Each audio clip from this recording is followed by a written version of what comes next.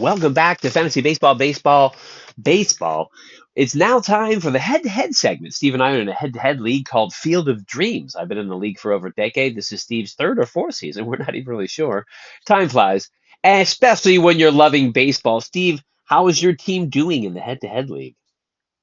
I coming off of a good week last week. I started out really strong the beginning of the week and I held on and I took the week 5-4.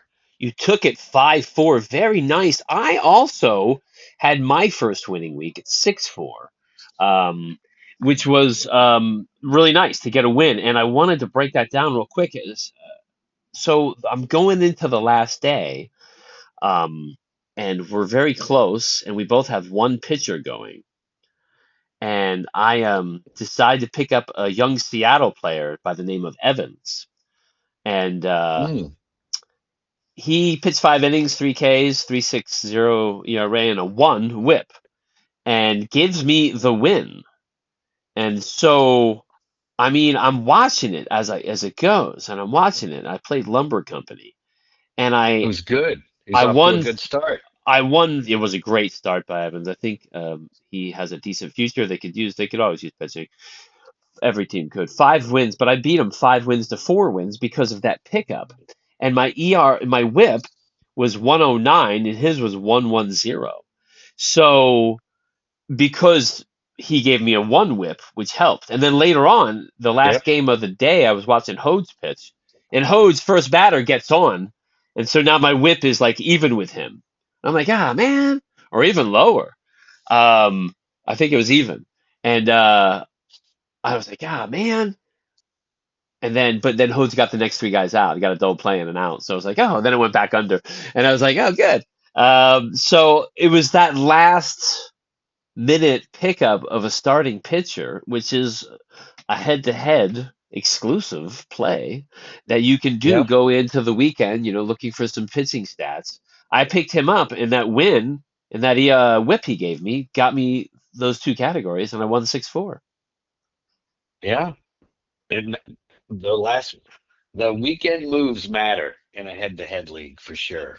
Absolutely. And that's one of the reasons it's hard to have a roster full of all players you want because you almost want to have a rotating position. Obviously, as a pitcher could help, but you can't just Yep. have, yeah, you got to have a guy you can drop. It's part, they give you those moves for a reason, correct? Yeah. There's what, 4 or 5 moves a week, 5 moves right? a week. 5 moves a week. Absolutely. Going through the standings real quick. Karn Evil 9 is in first place. Mr. Awesome's Momo's in second place, 4 games back.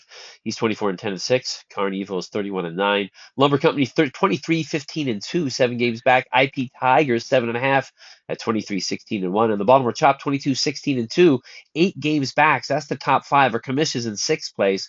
2019 and 1, a little over 500. He's 10.5 games back. So a pretty good start by Carnival 9. Yep. And then if you look, it's a 14 team league. 7 of them are 500 or better. 7 of them are lower than 500. Absolutely a So the 50-50 split. I'm next at 18, 19 and 3, below 500. Juiced up for summer 16, 21 and 3, and ninth Raptor in 10th at 16, 22 and 2. And then big time Tater is coming off his first win, 15, 23 and 2. Then Atlanta Braves 15, 23 and 2. SoCal Stat Fillers 15, 23 and 2. And the Mighty Lollygaggers 8, 30 and 2. A difficult start for them, absolutely. So you picked up Springs, I see. You dropped no, no, Springs. got rid of Springs. I mean, I was just yeah, he's not worth. He's terrible. Well, he's been terrible at least, and I I'm not in a position to have a guy like that and wait for him. And this league's too shallow, even though it's 14 teams. Um, yeah, I felt I could move on for him. Absolutely. It's a guy I had a couple years ago before he had the big injury that I was really high on. He had like a start or two that was really well, then he got injured for the season. I was really bummed. So I feel bad for him. Good pedigree coming in. So the last week of pickups and drops, um, nothing that really stands out. That there's a couple that really stand out actually. Um, Simpson for Murphy, Cruz for Martin, Quintana for Keller.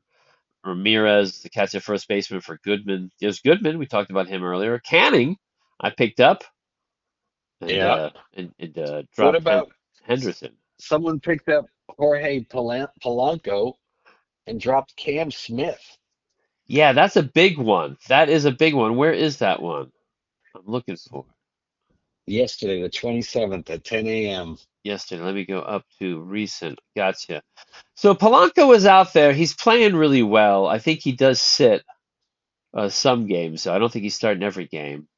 So I He mean, has been on fire, though. he's He been has on been on fire. fire. He's a veteran. He's the kind of guy that could have, decent weeks, months, year. Cam Smith given up on really high coming in. Everyone's really high on him. In our league, he went for double digits in the auction draft. That not in That's this kind of, league. That's our Roto yeah. league. This is the head-to-head league we're talking about.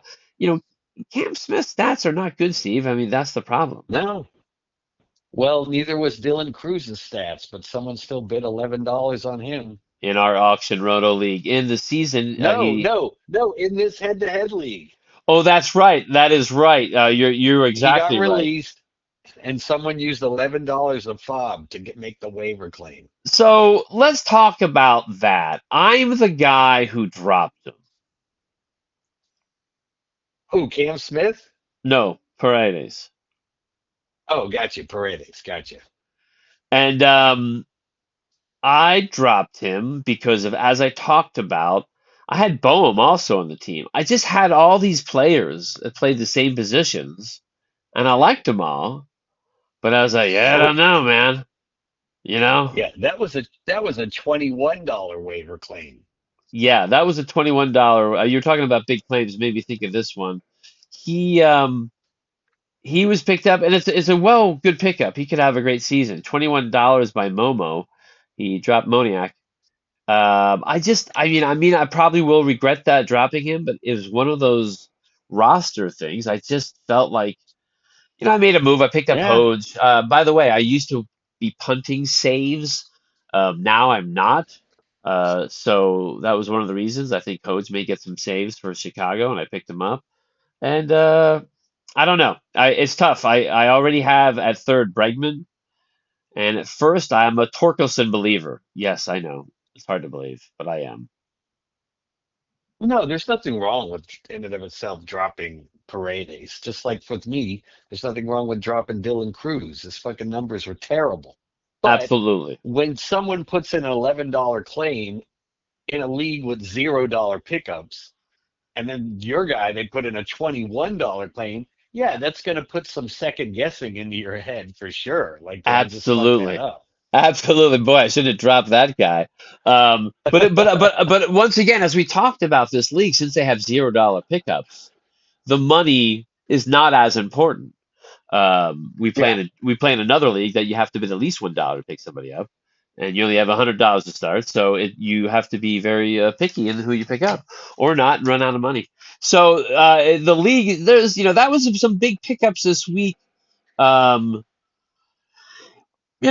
it's the shuffling of players at the beginning of the season, especially, is high volume, and especially in the head-to-head league, you're getting a lot of guys to because you're trying to get as many at bats as you want, right, offensively, and usually you're trying to get as many innings as you want, can. Yep. So you are shuffling people in and out. If I will in a head-to-head league, if I have someone sitting on Thursday, well, if I got a droppable guy who's, I know is a guy I pick up and drop. That's the roster spot. I'll drop him and pick up a second baseman because I got a second baseman playing Thursday. Yep.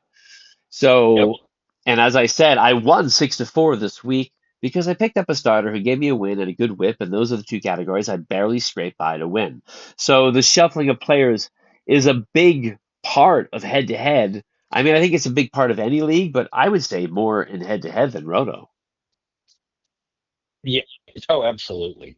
Now, with the limited roster moves, which is the right thing to do. I'm not questioning that.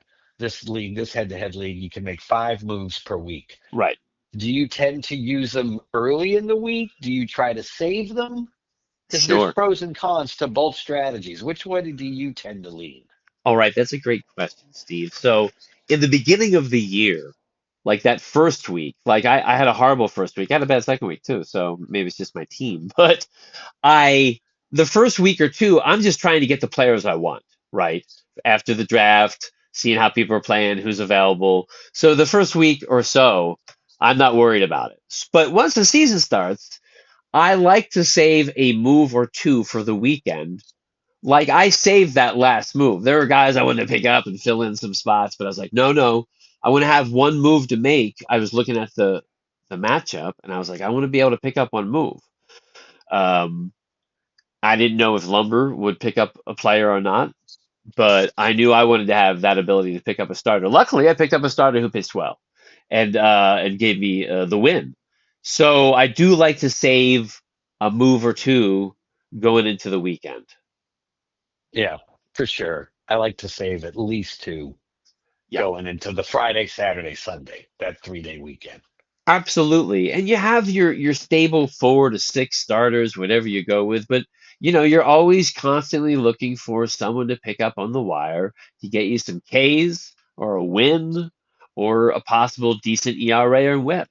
And And one one thing working against you though is the Mondays and Thursdays, right? Because there's limited games on those days because they're travel days. right. So that's also where you kind of Yep, sometimes you're like, oh, I could pick this guy up, like you just said. I could start a second baseman today, or oh, I could start this guy at Coors Field today, or I could start this guy at Fenway today.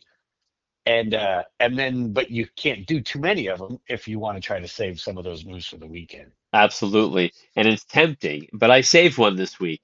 So I wanted to bring up real quick. So there's about the same amount of players. We have 30-man rosters in our Roto League, but this is 14 teams, so if I think like 23 players each. Of course, I'm not counting IL and stuff, which makes it more. But it's about the same amount of players overall in each league, right? And Yeah. so I'm looking at the Field of Dreams, and some of the players on the waiver wire that are totally not on the waiver wire in our Roto League. Once again, as we've discussed many times, it is a different game, but Santander, these players surprise me that they're available. Santander, awful start, but he's out there. He would not be available in our Roto League, and he's not. Yep. Ward is off to a good start. He's taken by somebody. Cortez doesn't surprise me. He's on the IL. Bohm, I mean, I can see why he's on there, but I think he's somebody has him in our league still. Then you get into players that are on our available. Martin, Jax, Darvish, Houck. I'm going off of last year.